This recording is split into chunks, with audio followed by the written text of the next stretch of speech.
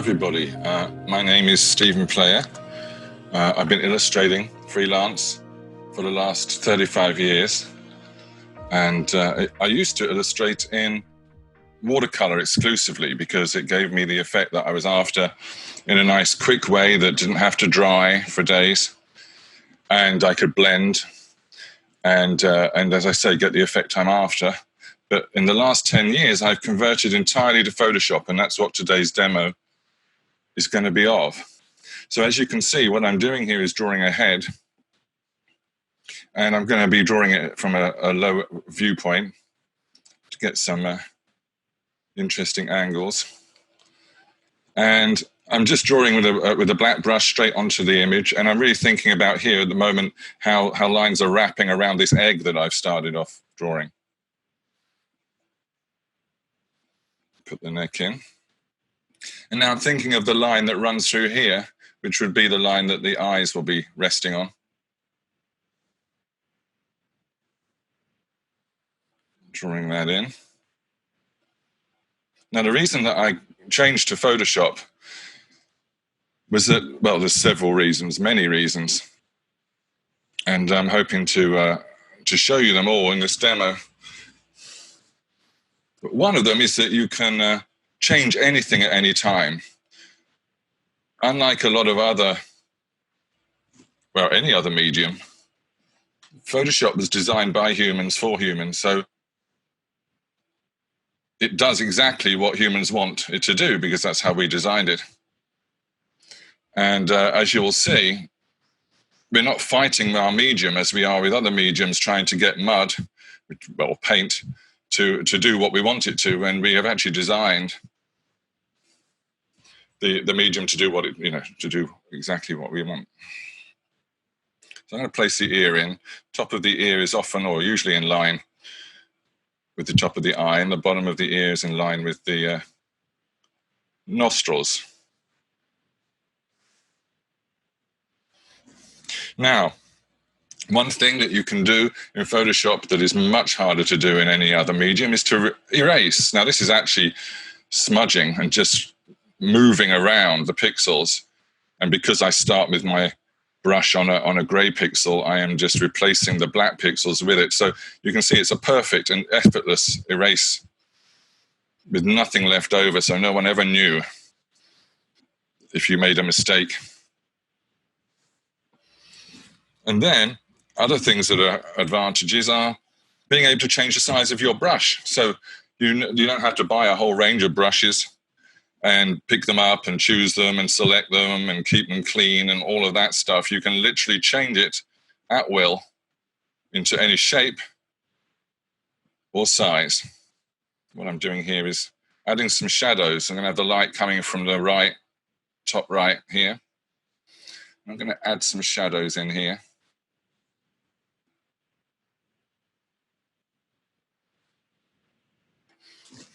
And then use the mixer brush, which is my favorite. The reason that I finally converted from watercolor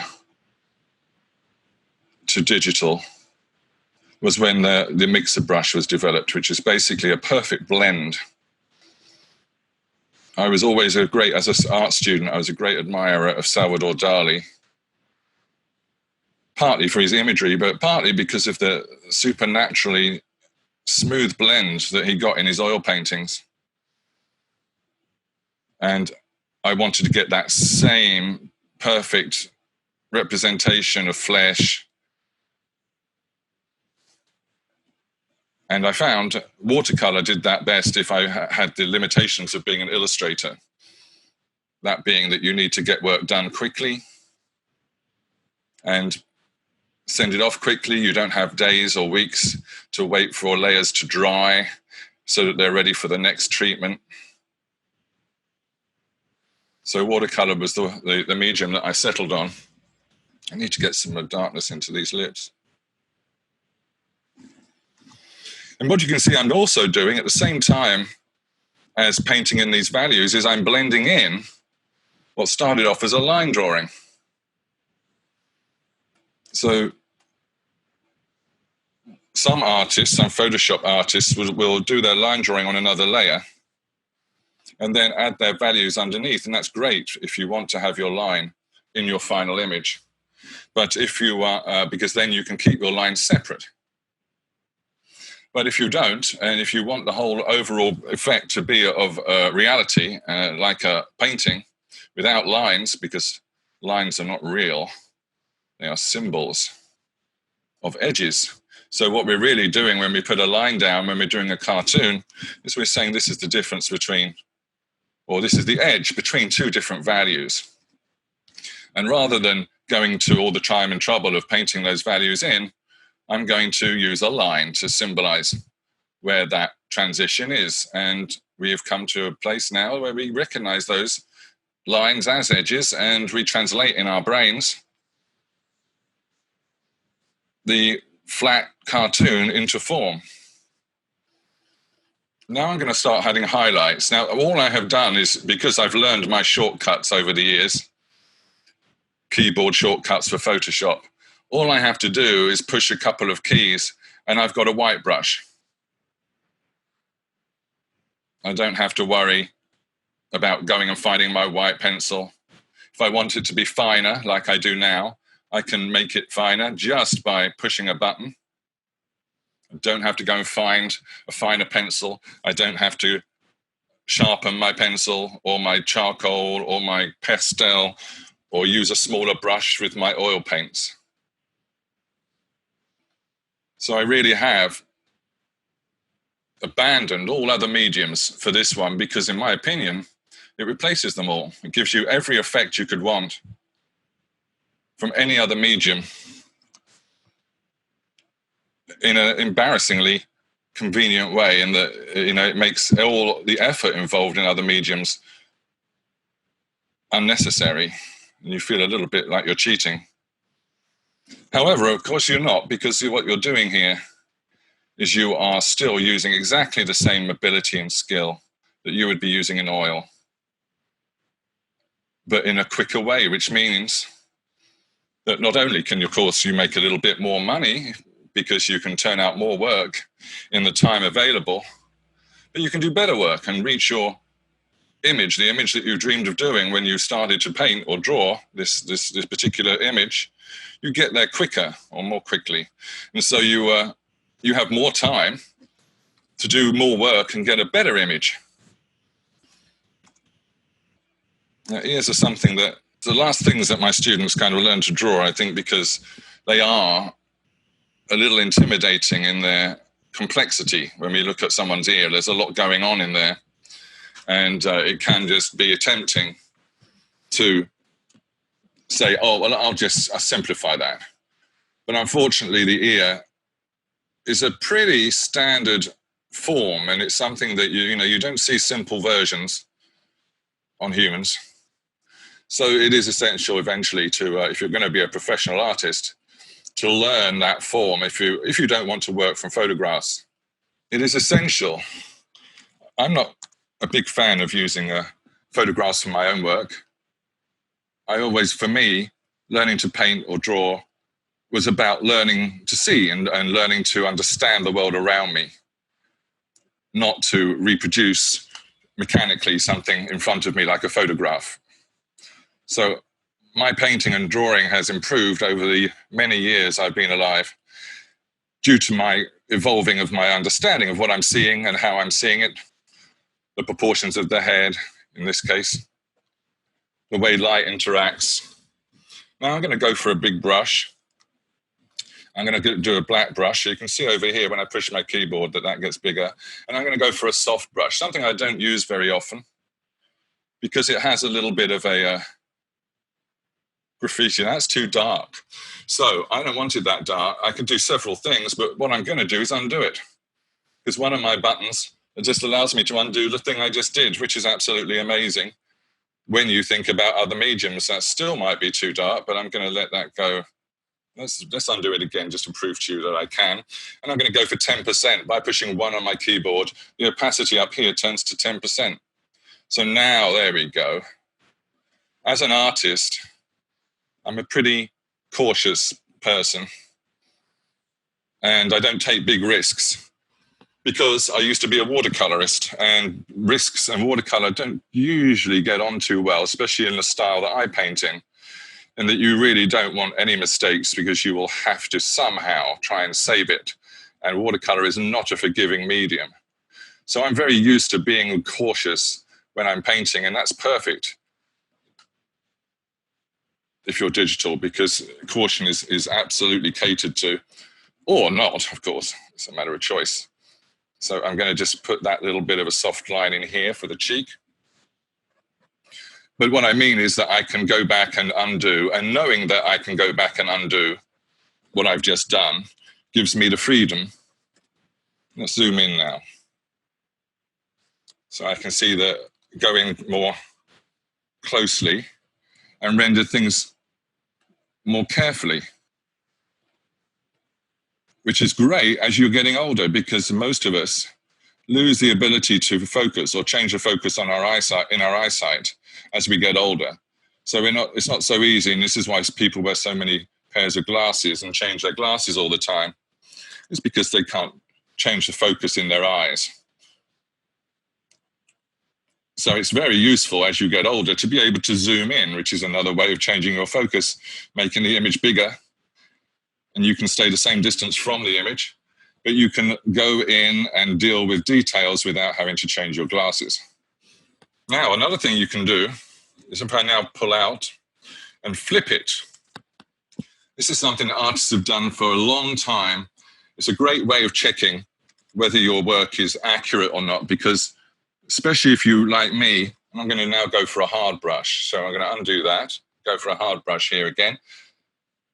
I like to paint with a hard brush because it doesn't have that graffiti, overly processed feeling that a soft brush can give you. So I'm going to put a little bit of light in here.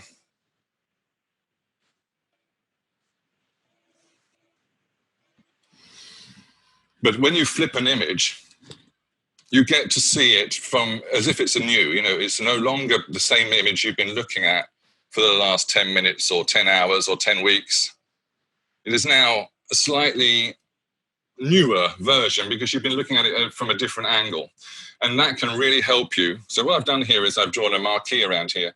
That can really help you to see the errors in it. So I've drawn a marquee, which means I can now cut out like this. If you see over in the layers panel, I've got a new layer, which has just got that part that I just drew. And now, because we're looking up at him, his lip is going to be foreshortened here. So I'm going to push it up. You see, I'm pushing it up pixel by pixel until it is where I want it. Something that would be very hard to do if you're painting oil on canvas. And then I can flatten it. If you look, now we've got the same layer back. No one knows that I got that lip wrong. And ideally, like all art, I want people to think that I'm absolutely perfect when they look at my work at the end and think that it all came completely effortlessly because I'm a genius. However, all of these little changes and all of this caution is what really led to anything that I produce. Add some light down the side of the neck here. It really doesn't matter if you're using a hard or a soft brush because of the mixer brush, which I'm now using to blend in. So you can do quite an ugly mark like I just did without thinking, oh no, I've ruined it. How am I going to get that off and start again? Well, you don't even have to. You can just blend it in until, well, if you blend enough, it'll disappear pretty much.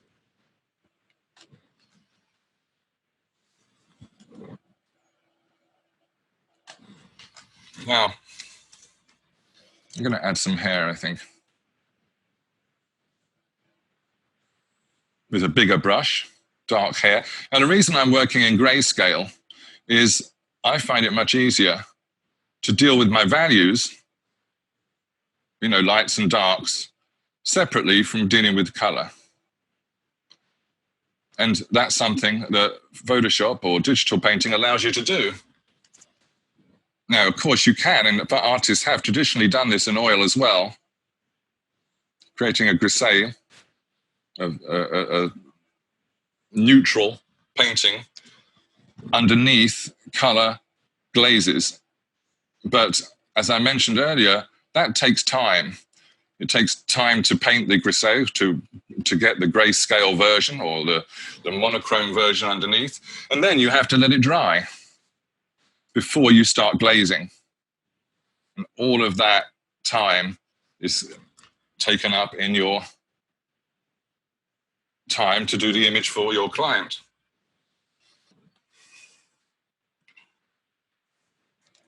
Let's clean this nostril up. And I feel that the cheekbone is kind of low over here, so I'm going to cut into that. Remembering I don't really want these outlines. And now if you think about where the teeth are on the skull, they will be under here, and then we will have the cheekbone above that. So everything you learn if you go to art school or if you just draw yourself and think about what you're drawing, every little thing you learn affects your work. Anatomy, light, everything, really. Any observations of the world that you may have. And that makes your work more and more professional, more and more impressive. And what I believe is that what we're selling when we're artists is we are selling our understanding of the world around us.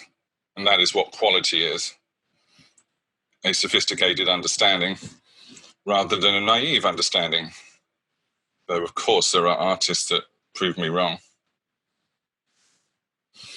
And now I'm going to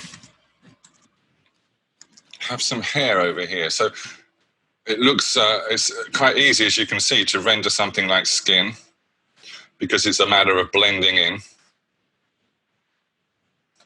But now I'm going to render the hair. So let's give him a little bit of hair back here. Make it darker here. Give it a little bit more body. Again, the mess does not matter. And then blend it in before I actually deal with the texture.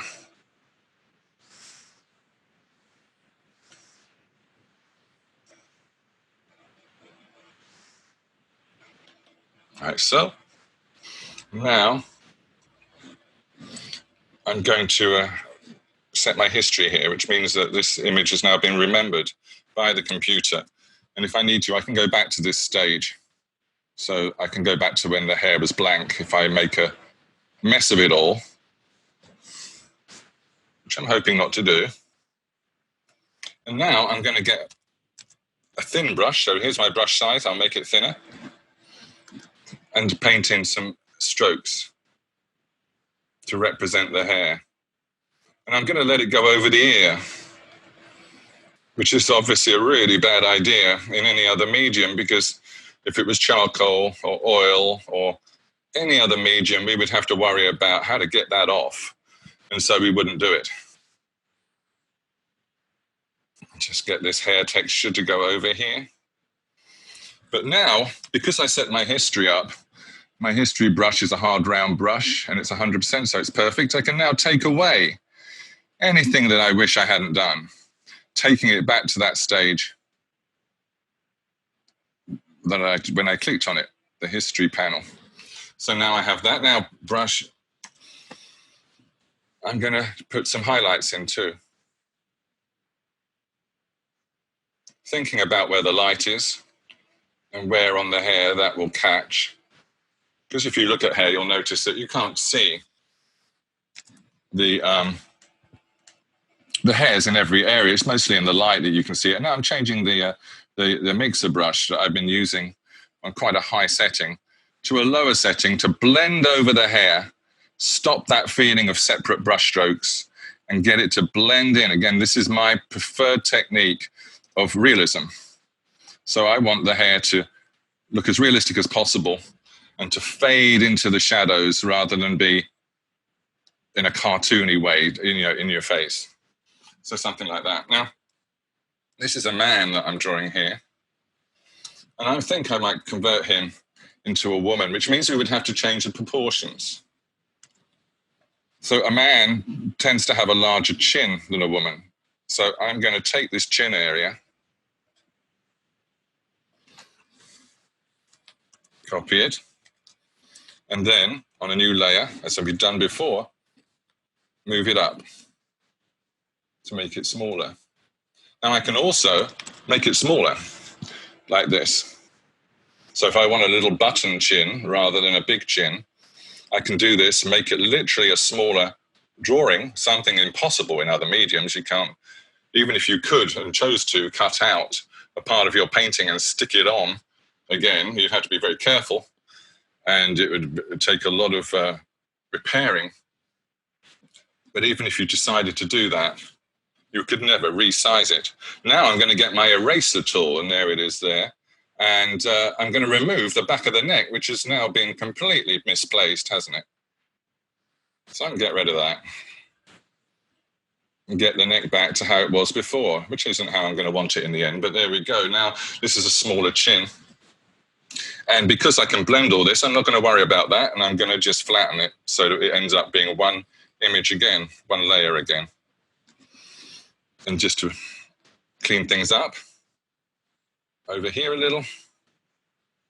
Oh, I've forgotten that I've got my settings low now for the hair. So I need to put that up to 40%, my favorite setting.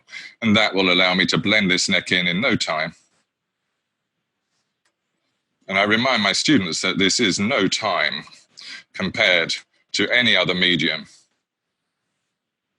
And then blend that chin in. Now, at the risk of being sexist, I'm going to basically use some stereotypes of what is male and what is female and make this nose smaller. Of course, there are women with big noses and men with tiny noses. But this is going to be, as clients usually want, a pretty girl or a handsome man, unless they're villains. Then they're allowed to be ugly. But we can now reduce that nose down, keep the lips big, because, again, that's a pretty woman, and then say enter and see how that looks. I think that's okay. So I'm going to flatten that to the rest of the image, and then move this all up into place with the eyes. So I'm going to take all of this and shove it up. Pixel by pixel, I could go up, across, down. She's got a bit of a broken nose going on here, so we may need to deal with that. But right now, she's getting more and more feminine or young, as women's faces tend to change a lot less, or female faces tend to change a lot less with adolescence than men's. Men get big chins and big noses.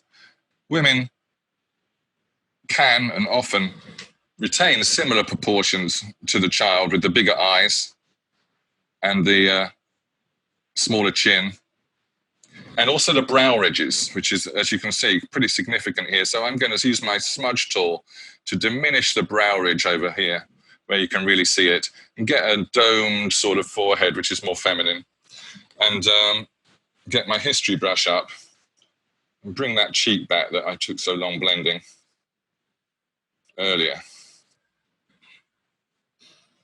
Now, of course, I'm going to have to deal with the neck eventually. Now, that eye started off pretty big, so I think I will go bigger with it just to prove, to show you how. But I think it's perfectly adequate in size right now. But let's just do that. Grab the eye.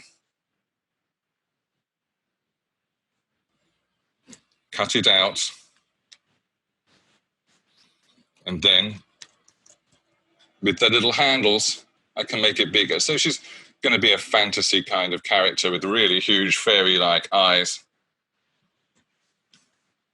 I say that I like realism, and of course I could also do this. I could also reproduce that eye on another layer, grab it, and put it over here. Now, the eyes won't be identical, but I could make sure that the size is about the same. And now if I get my eraser, I can cut around the nose and place that eye over there, and then I can deal with the things that aren't quite right. But as you see, we get a similar shape or size of eye, rather, which is something that we want to attain, even though that other eye is further away. It's only by an inch or so. So I'm going to zoom in again. It's only by an inch or so, so it's actually going to be very similar, if not identical, in size to the other eye. It is an illusion to think that it isn't. I'm on a separate layer, which is why that didn't work, so I'm now just going to flatten it again. And maybe get this cheekbone to come out a little bit more. Also add a little more flesh to the face and remove that sort of jowly shape of the teeth underneath the cheek there. Get a nice smooth line. If this line isn't going as smoothly as I would like, I've never had a particularly steady hand, I can flip so that being right-handed, this is now much more easy to get a smooth curve. Like that, get that into the cheek. It's very stylized looking now with those huge eyes. That's fine. Personally, I don't want to reproduce exact reality. You may as well take a photo. So I like to get a real effect so that the things I do paint, the fantasy things or in fictional characters, are believable because they're obeying the same rules as real life. This is a shadow down here on the side of the nose.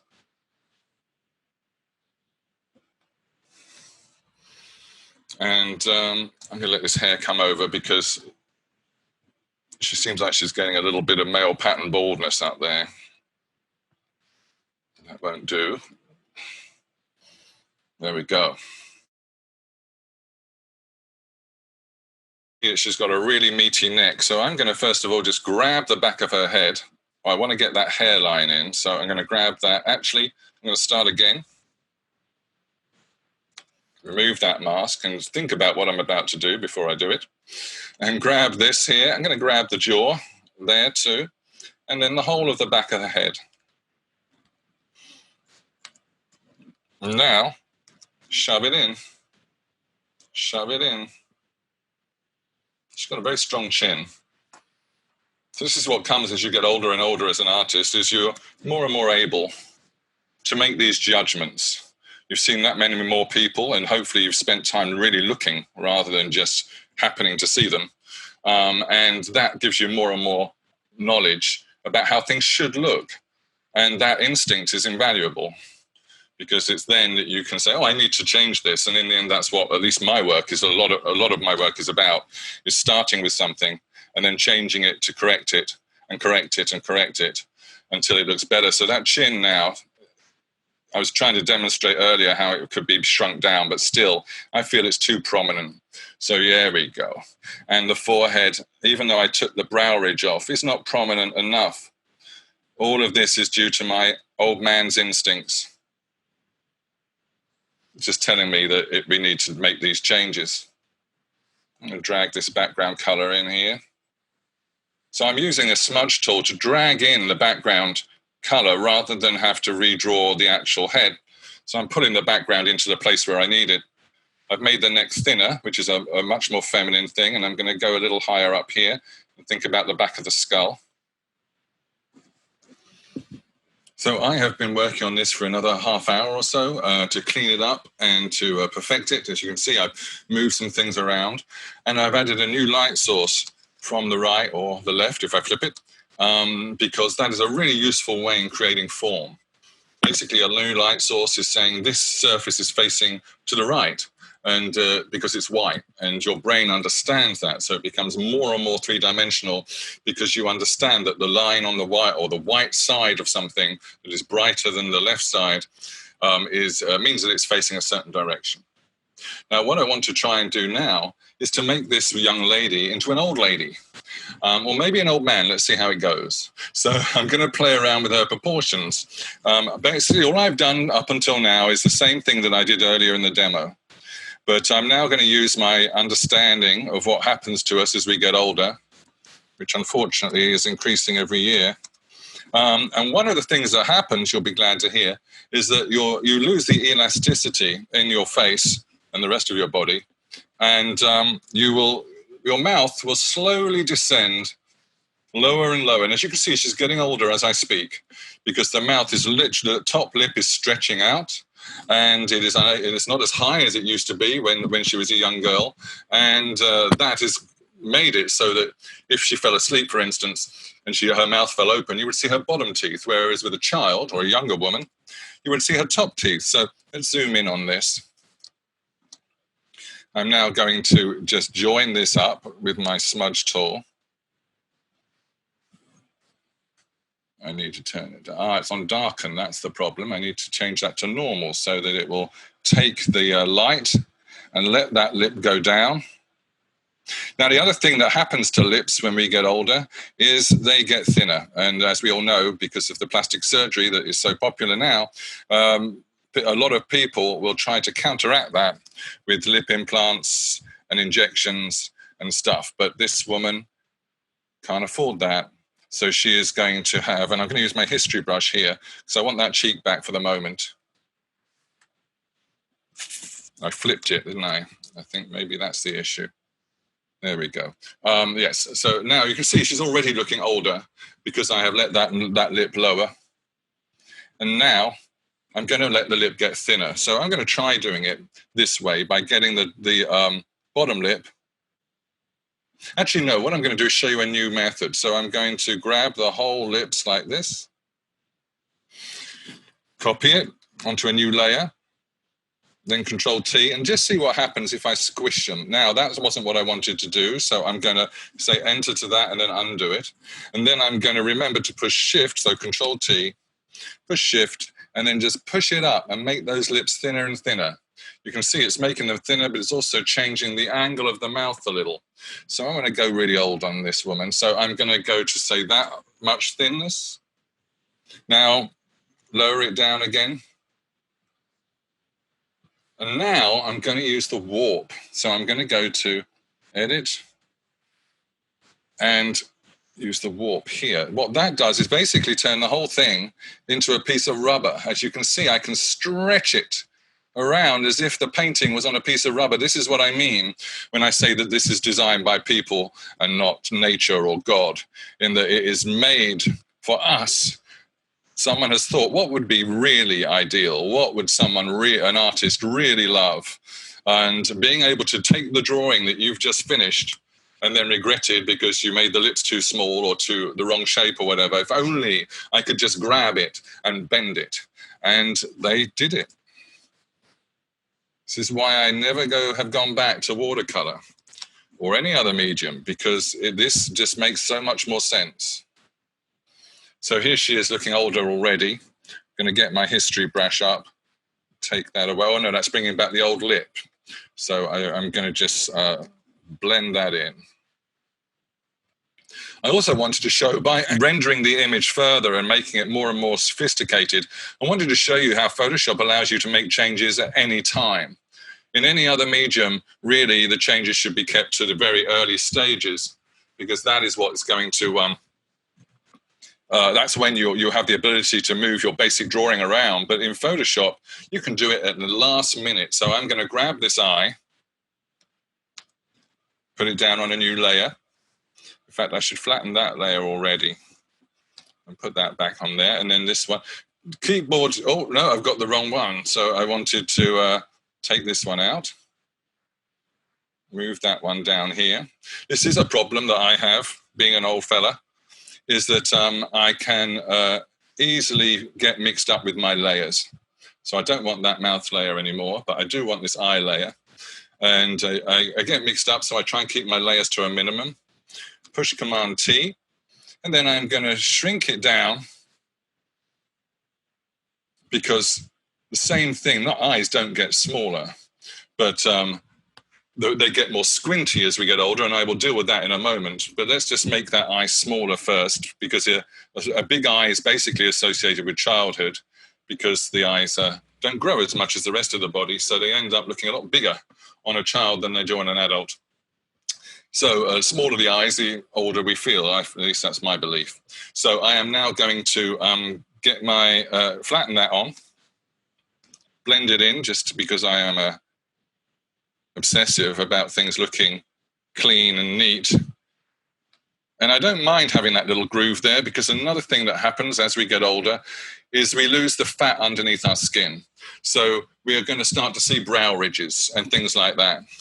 I'm now going to shrink this eye through the skin, whereas before there was fat that, and I mean the orbit of the eye, I guess. Before there was fat that would sort of smooth those contours out. So I'm going to copy this too. And I'm going to shrink that eye down till it's roughly the same size as the other one. And yes, she's getting older. Now, maybe I need to move that out a little. So I'm going to just try moving it out. And down. And then I'm going to squish it a little. Make it just like I did with the lips. Make it a little more slitty, a little less open and wide, which again is a youthful thing. And then I can move that out a touch more. Maybe down a little more. There we go. And I should have done that with the first eye, so let's do that now. Copy it.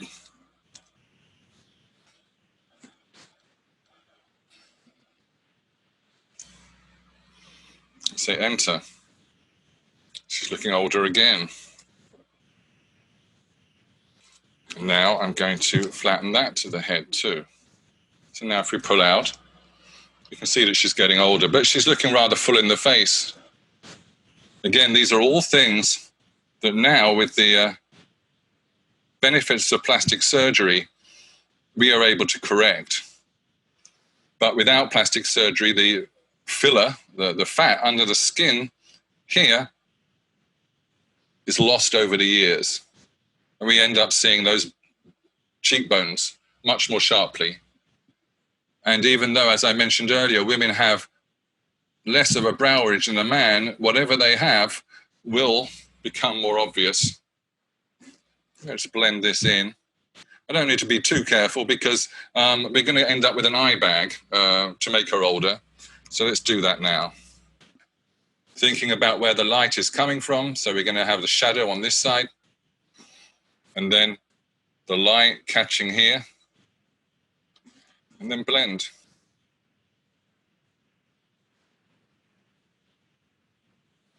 And then over here, we've got the light from the left,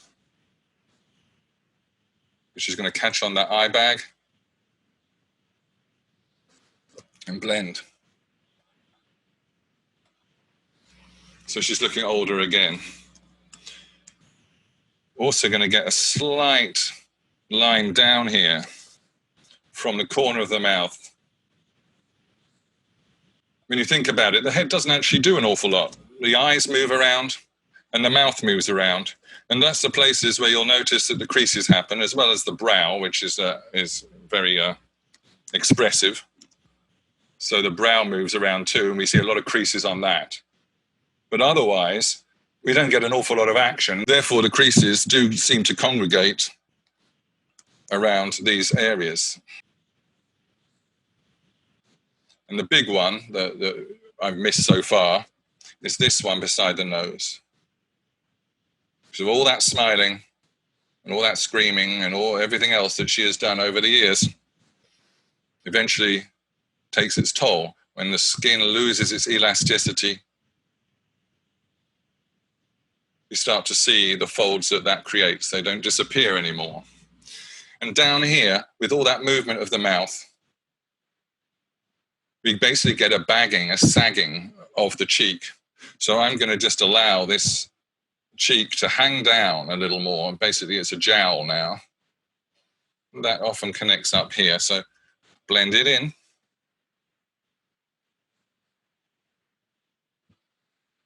And as you see, she's getting older by the second. And let's do the same over on this side. Just drag it down. I'm literally just using the smudge tool to drag that cheek down, that cheek color.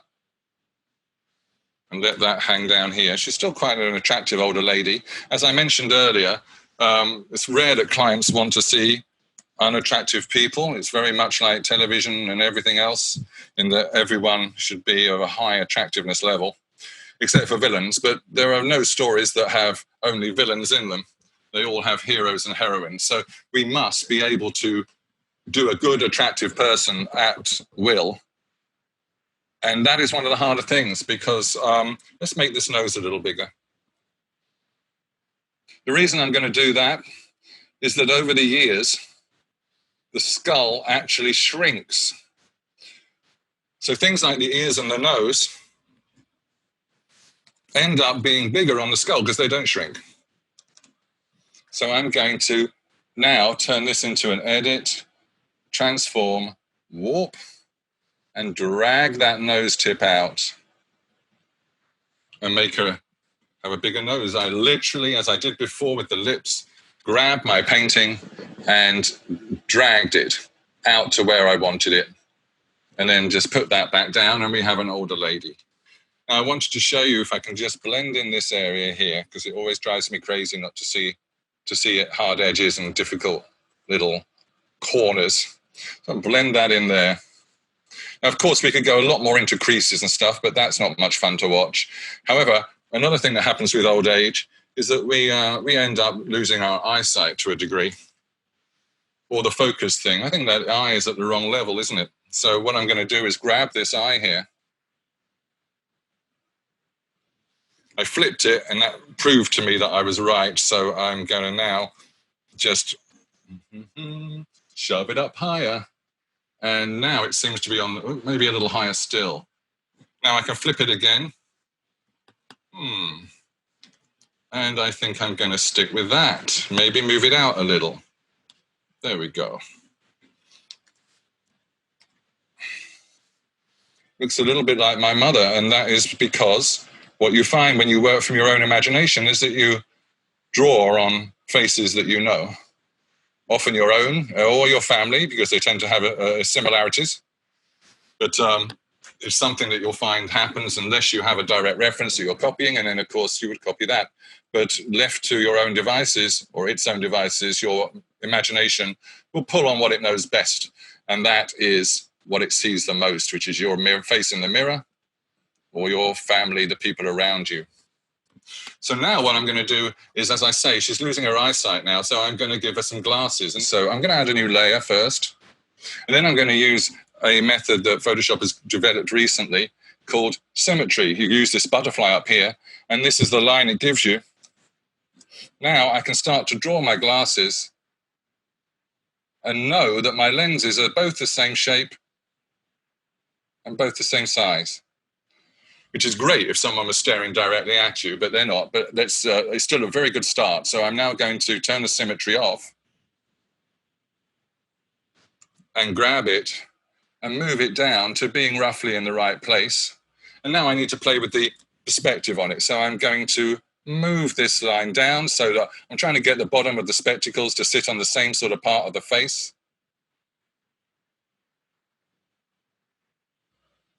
Still need to come down on the right here.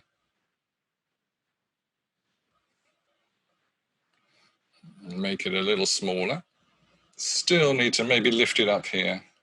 So not everything is instant in Photoshop. You become spoiled, and you begin to expect everything to happen in a moment because it's Photoshop. But when you consider how long such things take in any other medium, you remind yourself that, you know, how lucky you are. So yeah, I think that's roughly the same height on both eyes now. Still not perfect, so I'm going to say enter to that. And then I'm going to go over here, edit it again, and warp. So I can now just push in that lens. Just push it in, because glasses are not usually on a perfectly flat plane. They wrap a little bit around the head. I'm trying to grab this line. Here we go. Like so.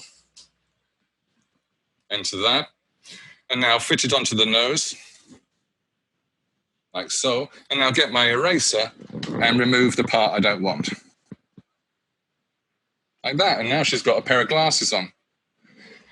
How can I make them look more like glasses? Well, if I click this little checkerboard here, while selecting this layer, I'll get this little lock here. That means that I can now add light to the glasses without worrying about going over the edge of the frames. So I can literally think about where the light will catch, thinking about where the light is on the face, of course, like so. And then I can also, if I remove that, think about the lens. So I'm going to use my history brush here so that I can come back to this if I ruin the frames in the process. So I'm going to get my brush and I'm going to put my highlight over here. Let it go over the eye, like so. This is meant to be the reflection of a window or something. Let it go over the eye. And then with that history brush, I can bring back a cleaner edge. Let's make it a hard edge. Like that. And like that. I could even have that bar going across as it would on a window. Let's put it a little higher. And here. And then maybe if I soften the brush up, I could get a fade going. So get a little bit of a fade as if there is not an even light outside the window. Like so. And then just think about how the arm of the glasses is going to come back here. And now I'm going to flatten that. Now I would have spent a little more time getting those glasses straight. Look how wobbly my hand is. But I didn't, because it's not much fun to watch me straighten all that up. But what I am not going to forget is to put on the shadow of the glasses, because that is what will locate them on the head, remembering where the light is. So this is going to be very aging, because it's basically putting lines around her eyes. But we're trying to age her, so that's not such a bad thing. Maybe we'll get that shadow happening like this underneath the glasses, like so. And I think that's the end of my demo.